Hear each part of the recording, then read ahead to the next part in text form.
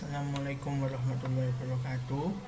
Perkenalkan, nama saya Wahyu Firdansyah, NPM 1903 10 10 183 dari Paralel 8 2019.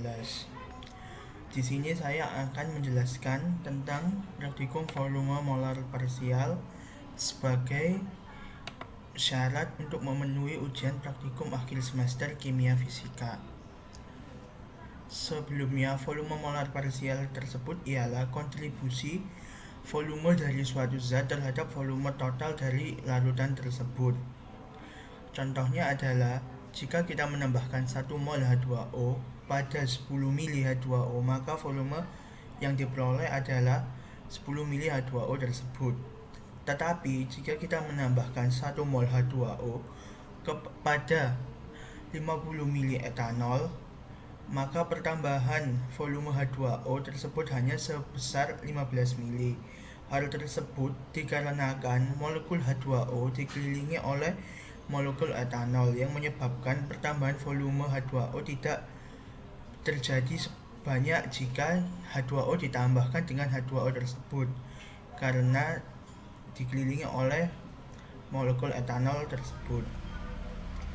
Dalam volume molar parsial, kita juga harus mengetahui beberapa hukum yang berlaku. Salah satu hukum yang berlaku dalam volume molar parsial yaitu adalah hukum Rolle yang dicetuskan oleh seorang ahli kimia yang berasal dari Perancis. Ia mengatakan bahwa larutan ideal dalam keadaan seimbang harus syaratnya adalah tekanan uap dari suatu komponen tersebut harus berbanding lurus dengan fraksi mol komponen tersebut. Semisal zat A memiliki tekanan uap sekian, maka tekanan uap zat A tersebut harus berbanding lurus dengan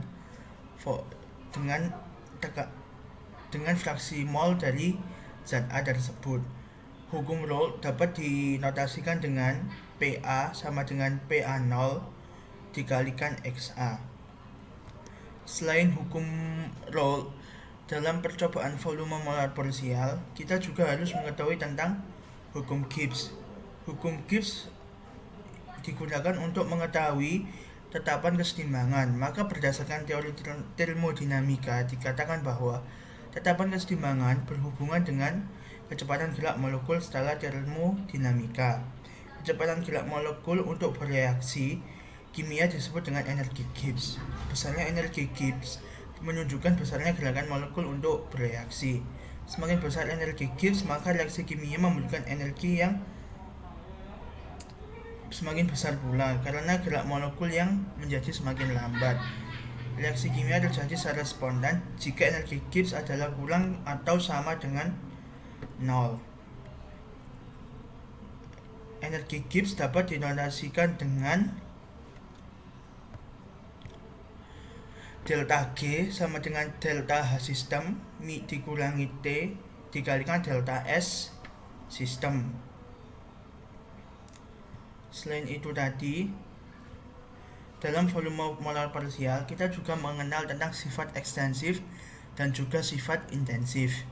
Sifat ekstensif merupakan zat yang bergantung pada jumlah dan ukuran zat tersebut, misalnya volume dan massa. Semakin besar ukuran suatu zat, semakin besar pula volume zat tersebut. Semakin banyak jumlah suatu zat tersebut, semakin besar massa zat tersebut. Sifat intensif. Selain sifat ekstensif, ada juga sifat intensif.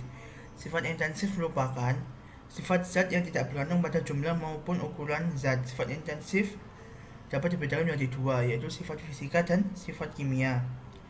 Sifat fisika berhubungan dengan bentuk fisik zat tersebut. Sifat fisika contohnya seperti warna, bau dan rasa, serta densitas, titik didih dan titik lebur. Sedangkan sifat kimia adalah sifat yang menunjukkan kemampuan zat untuk melakukan reaksi kimia dengan zat-zat yang lain atau berinteraksi dengan zat yang lain. Yang termasuk sifat kimia adalah eksplosivitas, flammabilitas, kestabilan, dan korosivitas dari zat-zat tersebut. Faktor-faktor Selain itu, juga ada faktor-faktor yang mempengaruhi percobaan ini.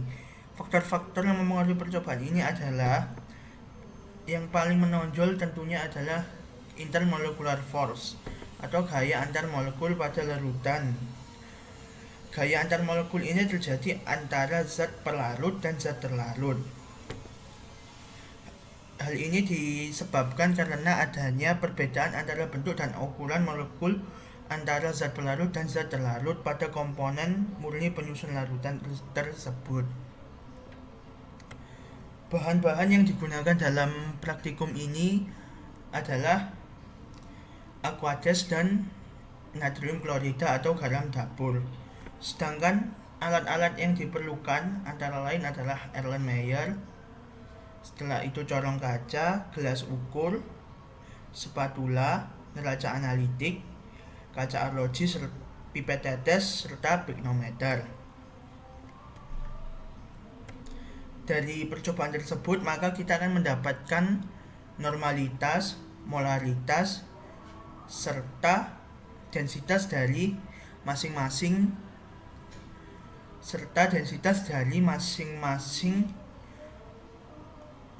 konsentrasi NaCl.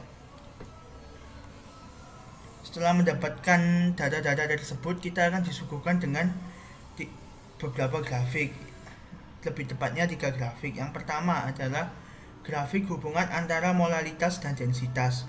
Dalam grafik tersebut menunjukkan hubungan antara molaritas dan densitas, di mana sumbu X merupakan molaritas dan sumbu Y merupakan densitas. Grafik tersebut menunjukkan grafik lurus naik, yang berarti molaritas dan densitas tersebut berbanding lurus, dan hasil yang diperoleh ini sudah sesuai dengan teori yang ada. Selanjutnya adalah hubungan molaritas dengan volume total. Pada grafik ini dihasilkan grafik lurus naik, yang artinya hubungan antara molaritas dan volume total berbanding lurus, di mana semakin besar molaritas, semakin besar pula volume total larutan tersebut. Grafik ketiga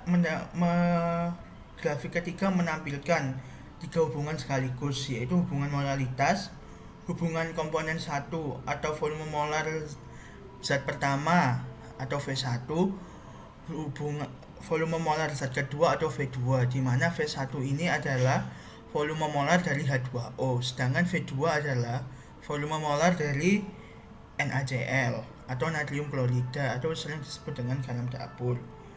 Berdasarkan grafik tersebut diperoleh grafik naik untuk V2, artinya molaritas NaCl berbanding lurus dengan volume NaCl, artinya semakin besar volume NaCl, molaritas NaCl juga semakin besar. Sedangkan untuk V1 atau volume molar parsial menunjukkan grafik turun, artinya semakin besar molaritas NaCl, maka volume molar parsial